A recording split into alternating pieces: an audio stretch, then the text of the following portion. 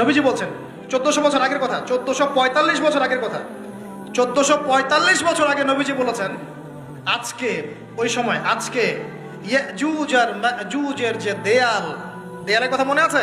জুলকারনাইনের সময় দেয়াল, এই দেয়াল এতটুকু পরিমাণ খুলে দেয়া হয়েছে, এতটুকু পরিমাণ খুলে দেয়া হয়েছে 1400 কত বছর আগে?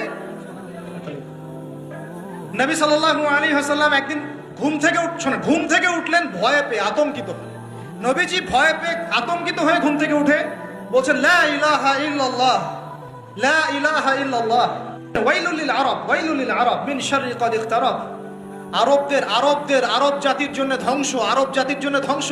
কি ভয়ঙ্কর ফিতনা ধেয়ে আসছে ওদের দিকে, কি ভয়ঙ্কর ফিতনা ধেয়ে আসছে। এবং তিনি হাতের ইশারা করে দেখালেন এইভাবে যে আজকে, নবীজি বলছেন 1400 বছর আগের কথা, 1445 বছর আগের কথা, 1445 বছর আগে নবীজি বলেছেন আজকে, ওই সময় আজকে ইয়াজুজ আর মাজুজের যে দেয়ালের কথা মনে আছে?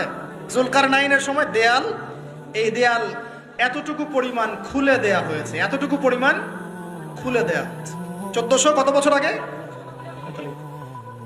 তখন তার স্ত্রী বলছেন আনুহলিক ওয়াফিনা সালিহিন, আনুহলিক ওয়াফিনা সালিহিন ইয়া রাসূলুল্লাহ, হে আল্লাহর রাসূল সাল্লাল্লাহু আলাইহি ওয়াসাল্লাম, আমাদের মধ্যে ভালো মানুষরা থাকা সত্ত্বেও কি আমরা ধ্বংস হয়ে যাব?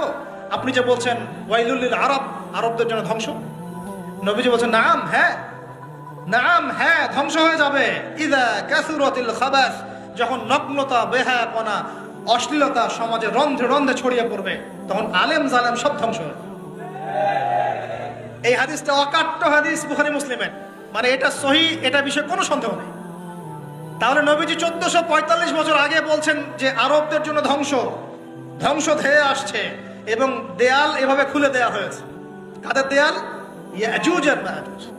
আর ইয়াজুজ আর মাজুজের সাথে আরবদের ধ্বংসকে সম্পর্কিত করা হলো না?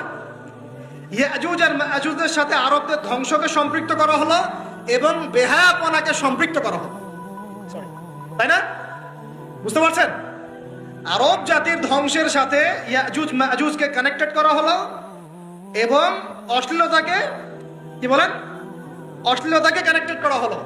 এখন আপনি চিন্তা করে দেখেন, সারা বিশ্বে কারা ছড়িয়ে দিয়েছে? বলেন দেখি, কি বেহায়াপনা না?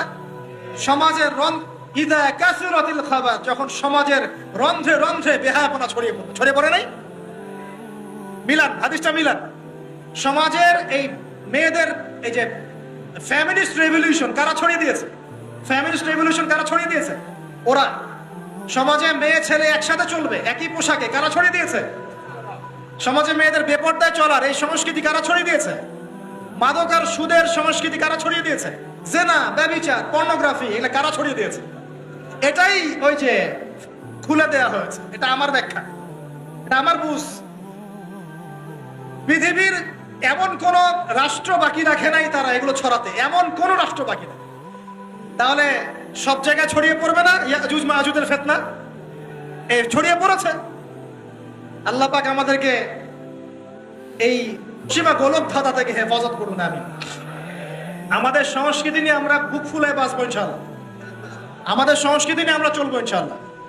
আমাদের কোরআন আছে, হাদিস আছে, আমাদের নবী আছেন, আমাদের সাহাবীরা আছেন, আমাদের দ্বীন আছে ইনশাআল্লাহ। আমাদের অন্য কাউকে প্রয়োজন আছে?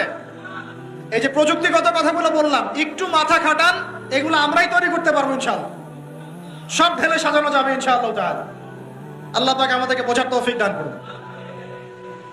আল্লাহ পাক আমাদেরকে আপোষের এই ফিতনা থেকে হেফাজত করুন। ভাইয়ে ভাইয়ে মারামারি লাগিয়ে দিয়ে নাকে তেল দিয়ে ঘুমায় ওরা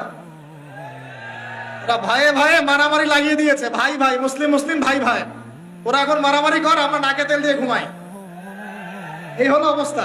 আর আমরা বুঝতেও পারছি না যেটা আমরা ওদের ষড়যন্ত্রের মধ্যে পড়ে গেছি। আল্লাহ আমাদেরকে মাফ করুন।